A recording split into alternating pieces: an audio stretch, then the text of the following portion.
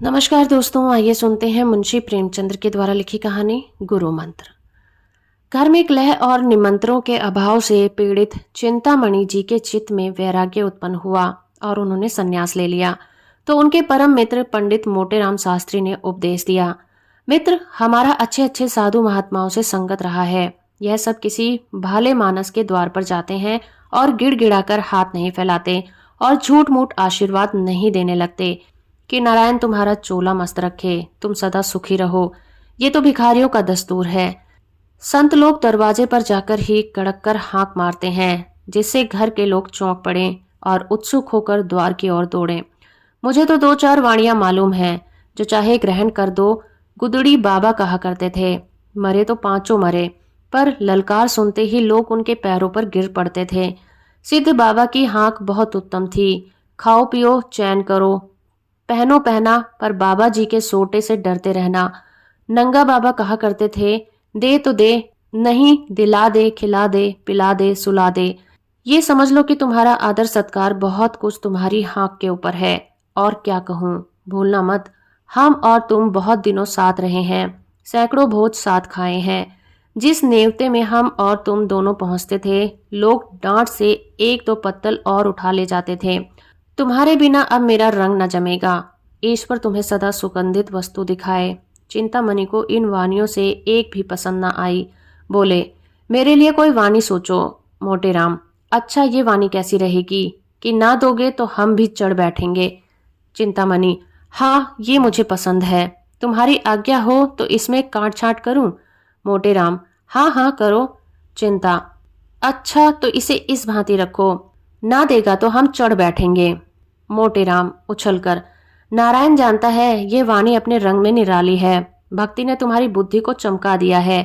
भला एक बार ललकार कर तो कहो, देखें कैसे कहते हो।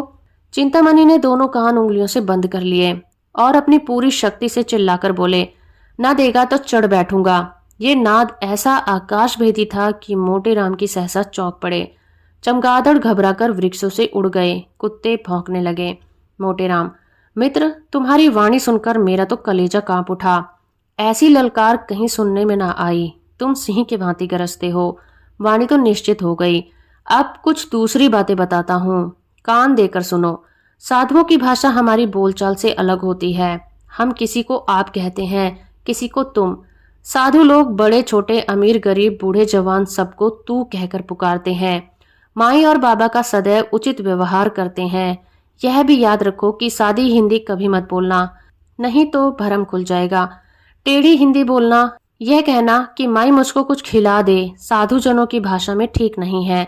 पक्का साधु इसी बात को यूं कहेगा, माई मेरे को भोजन करा दे, तेरे को बड़ा धर्म होगा। चिंतामणि, मित्र, हम तेरे को कहाँ तक जस गावें। तेरे ने मेरे साथ बड़ा उपकार किया है। यूं उपदेश देकर मोटेराम विदा हुए। चिंतामणि जी आगे बढ़े तो क्या देखते हैं कि एक गांजे भांग की दुकान के सामने कई जटाधारी महात्मा बैठे हुए गांजे में दम लगा रहे हैं। चिंतामणि को देखकर एक महात्मा ने अपनी जयकार सुनाई, चल चल जल्दी लेके चल, नहीं तो अभी करता हूँ बेकल। एक दूसरे साधु ने कड़क कर कहा, आ रा रा रा धम, आए पहुंचे हम, अब क्या है गम। अभी यह कड़ारा आकाश में गूंज ही रहा था कि तीसरे महात्मा ने गरजकर अपनी वाणी सुनाई, देश बंगाला जिसको देखा ना भला, चटपट भर दे प्याला। चिंतामणि से अब रहा न गया। उन्होंने भी कड़क कर कहा, ना देगा तो चढ़ बैठूंगा। ये सुनते ही साधु जन ने चिंतामणि का सादर अभिवादन किया। तटसन गांधे की चिलम भरी गई और उसे सुलगाने का भार पंडित जी पर पड़ा। बेचारे बड़े असमंजस में पड़े। सोचा, अगर चिलम नहीं लेता तो अभी सारी कलई खुल जाएगी। विवश होकर चिलम ले ली, किंतु जिसने अभी गांजा न पिया हो वह बहुत चेष्टा करने पर भी दम नहीं लगा सकता। उन्होंने आंखें बंद करके अपनी समझ में तो बड़े जोरों से दम लगाया। चिलम हाथ से छूटकर गिर पड़ी। आंखें निकल आईं, मुंह से फिचकुर निकल आया, मगर ना तो मुंह से धुएं के बादल निकले और ना ही चिलम सुलगी। उनका यह कच्चापन उन्हें साधु समाज के चुस्त करने के लिए काफी था। दो तीन साधु झल्लाकर आगे बढ़े और बड़ी निर्दयता के साथ हाथ पकड़कर उठा दिया। एक महात्मा, तेरे को धिक्कार है। दूसरा महात्मा, तेरे को लाज नहीं आती, साधु बना है, मूर्ख कहीं का।